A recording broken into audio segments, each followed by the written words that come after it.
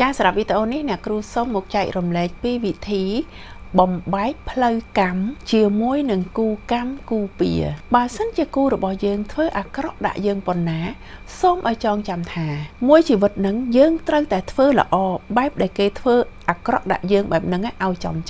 មនុស្សយើងការដាច់ចាញ់ពីគ្នាបានពេលខ្លះមិនមែនដោយសារការព្រមព្រៀងឬក៏ការរត់គេចនោះឡើយគឺដោយសារយើងត្រូវសាងកម្មខុសគ្នា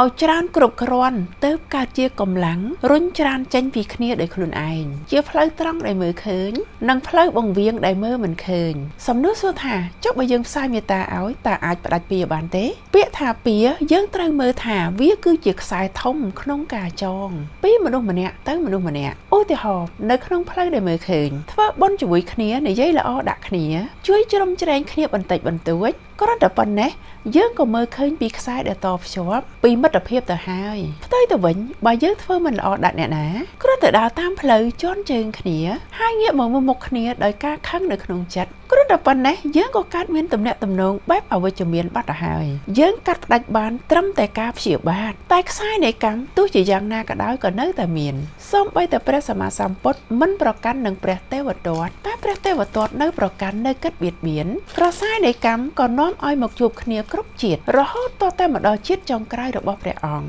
ដល់ពេលលែងមានព្រះពុទ្ធអង្គហើយកើតជាថ្មីព្រះទេវទត្តក៏មិនបាច់សាងកម្មពៀបន្ថែមតែក៏ត្រូវទទួលបាបបន្តរហូតដល់លុបលាងកម្មអស់បន្លុះធរคล้ายទៅជាព្រះបច្ចេកពុទ្ធតាមពុទ្ធព្យាករពៀចង់ដោយមនុស្សទាំងសងខាងប្រៀបដូចជាចំណងពីរចង់រឹតចូលគ្នាការផ្សាយមេត្តាមិនមែនជាការផ្ដាច់កម្មវាគ្រាន់តែជាការស្រាយចំណងតែម្ខាង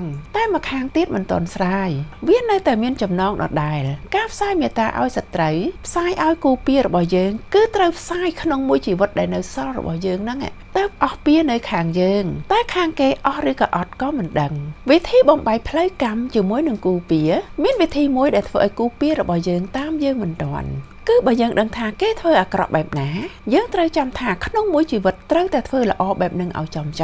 ឧទាហរណ៍ថាគូរបស់យើងចូលចិត្តនិយាយពាក្យក្រោតក្រៀតយើងត្រូវតែអត់ធ្មត់ហើយប្រឹងប្រែងនិយាយតែពាក្យល្អពីរោះជាទីបំផុតឲ្យបានហើយអធិដ្ឋានជារឿយតាំងសច្ចធម៌ដែលថាមនុស្សដែលមានសិលស្មើគ្នារមែងគោចរមកជួបមកក្បែរឬក៏មកកាត់គ្នាមនុស្សដែលមានសិលមិនស្មើគ្នា